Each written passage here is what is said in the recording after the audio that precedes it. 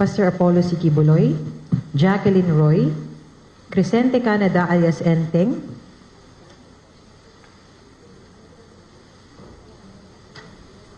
Ingrid Canada and Sylvia Semanyes.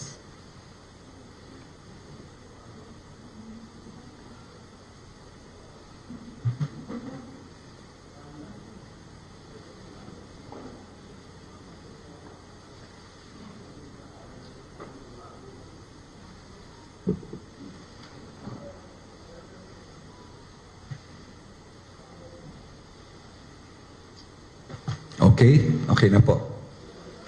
Pakilabas na lang, Jean, please. Thank you. Thank you very much.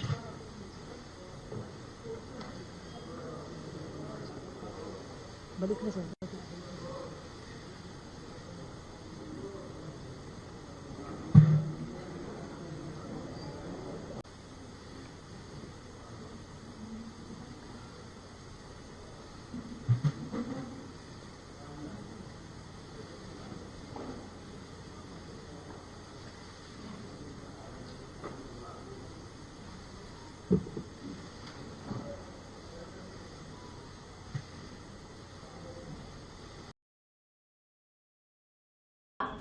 Well, the extradition request is not yet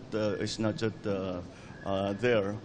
Besides, the judicial processes that Apollo Kibuloy is going to have to go through now, locally, still have to be done.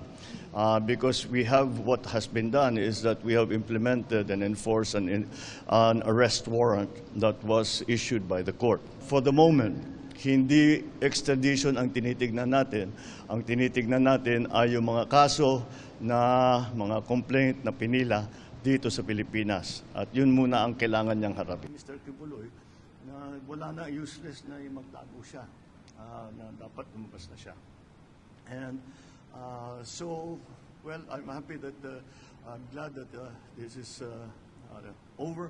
We can now resolve and look at the allegations that have been made against him. We have to, I have to commend our PNP. This is police work at its best. This is what the PNP can do pag led well at maganda ang ating pagkakaunawa at pag-coordinate sa iba't ibang ahensya. But this is what policemen do. They go after and enforce court orders and go after those who have had cases filed against them. At nakita natin, desidido ang ating mga pulis at ang instruction ko sa kanila. Etong last time, sinabi ko, pagpasok natin, huwag na kayong aalis dyan hanggat makuha na niyo siya. And that's exactly what they did. Nakita niyo naman, you know, this is we had to engage so many parts of the agencies, mga technical, yung mga intelligence services, lahat, kasama lahat yan. But it was, in the end, it was a police action that brought Apollo Kibuloy to the arms of the law. The question that is being asked constantly kagabi pa hanggang ngayon, nag-surrender ba o nahuli? I think that's a legal question, pero ganitong iniisip ko, hindi siya lilitaw kung hindi namin hinabol ng gusto. Ang pagkaintindi ko, ang pag-surrender, pag sinabing surrender, I don't know, maybe the legalists can explain this. Pero ngunit ang pagkaintindi ko, ang surrender, kapag wanted ka, ang surrender, pupunta ka sa police station o sa, ewan ko, sa prosecutor, I don't know kung saan. Sabihin, to an official authority, sasabihin, nagsusurrender na ako. Alam ko may court order na, may arrest order na ako, kaya magsusurrender na ako. Hindi ganyan yung nangyari. Ang nangyari, napilitan siyang lumabas dahil malapit na ang pulis sa kanya. To his credit, ang sabi niya, yung mga follower niya, magpapakamatay para sa kanya. At ayaw niyang mangyari yun. So to his credit, he was still displaying a modicum of leadership to his followers. Kaya naman, again, I will stress, it was a very, involved police action, augmented, of course, by the AFP, augmented by the civilian arms of government.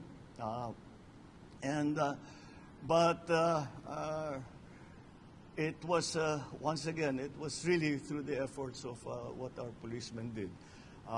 And once again, I stress that kung merong mang nasaktan, ay may galos lamang, may sugat lamang. No major injuries were sige, sa tulakan, sa girian.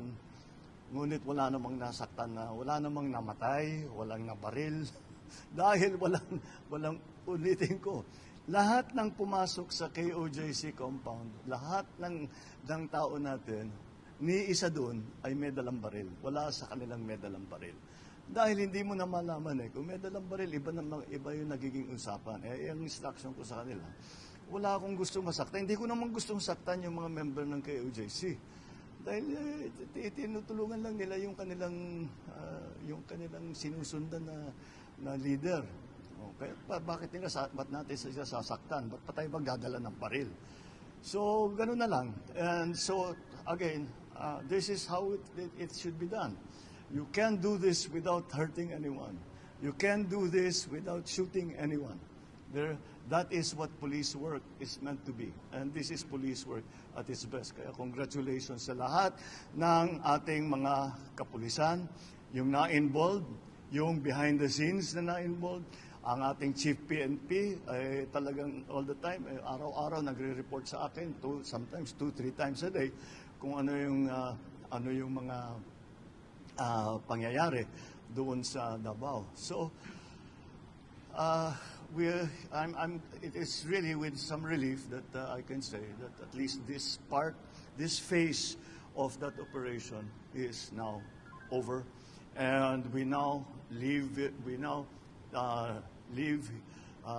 Mr. Kibuloy to the judiciary, to the judicial system, and siyempre babantayan natin na tama naman ang mangyayari, na lahat ng kanyang karapatan, walang masasagasaan sa karapatan niya, wala namang ibabaliwala sa kanyang kahilingan, kung ano man yun.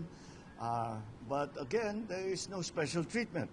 Although he's a very prominent person, we actually, hindi na, kahit na may magsabi na gawin natin special treatment, hindi namin alam gawin yun We don't know what special treatment is. So we will treat him like any other arrested person, and will respect his rights, and we will go through the process. The process will be transparent. Everyone who is involved will be accountable, and we will demonstrate once again to the world that our judicial system in the Philippines is active, is vibrant, and is working well. All right? Thank you. Okay. But let's be very clear. This was a police-led operation. To his credit, ang sabi niya, yung mga follower niya, magpapakamatay para sa kanya. At ayaw niyang mangyari yun. So to his credit, he was still displaying a modicum of leadership to his followers.